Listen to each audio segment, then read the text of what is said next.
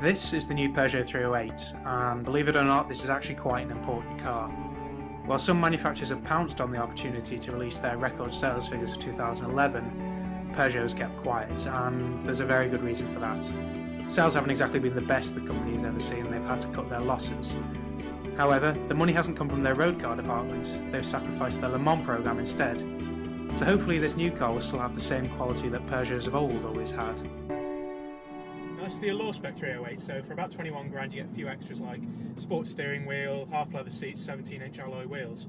But what we've got to remember is this isn't designed to be a sporty car. This is a mid-sized Peugeot family car. It's meant to be quiet, it's meant to be comfortable, and to be fair, out on the roads it is. I mean, we're pootling along nicely here and not getting any excessive noise. It's actually very quiet for a diesel. Now if you put your foot down it does pull, but if you're in traffic, low gears doesn't really do that much. And for some reason, Peugeot seems to have fitted this with a clutch that seems to be designed to be used by the passenger. And now I'm not a tall guy, but pulling my knee off here, it's almost in line with my nipple before I'm fully off the clutch. But as a family car, it works quite well. There's plenty of room in the back, as we showed before. 2 extra seats as an option in the back as well. We haven't got them in this one, but it is an option. A good standard package and a reasonable starting price. Now at this point, I'd like to introduce Dan. This is Dan.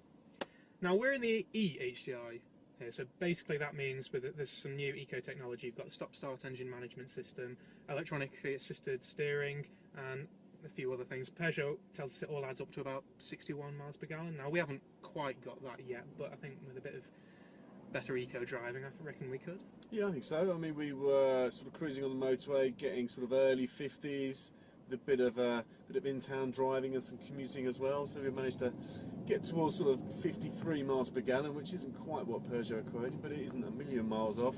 And obviously, depending on how you use the car, if you're doing a lot of motorway driving, then you should well be able to nudge the 60 miles per gallon, basically. And obviously, you've got the start-stop, which stops the engine if you're at traffic lights or sitting in traffic, and just cuts out that little bit of extra fuel usage. And it's only 112 horsepower little engine, so it doesn't take the biggest slurps of fuel. And if you make good use of the 6-speed gearbox, then it can be quite a frugal little drive. Yeah. Now one thing we haven't mentioned yet is this panoramic roof. Now it's not the sunniest of days today, but I'm loving this at the moment. Yeah. It's something that they started out putting on a few cars a few years ago, but then it never seemed to catch on. But I think that's great. I think it's good for the kids in the back. Yeah, lets in loads of light. Yeah. Gives it a nice airy feel to the cabin. As I say, not great for a cold January morning, but it's alright. If the sun was shining, we'd be loving it. I have to say, for 21 grand, it's a nice little run around. I mean, it's not going to be the sportiest car in the world, but for a family car, it's alright. And this is the top spec, so there are cheaper 308s if you want them. Yeah, there are cheaper 308s to be had. This is obviously, top of the range, nice and comfy.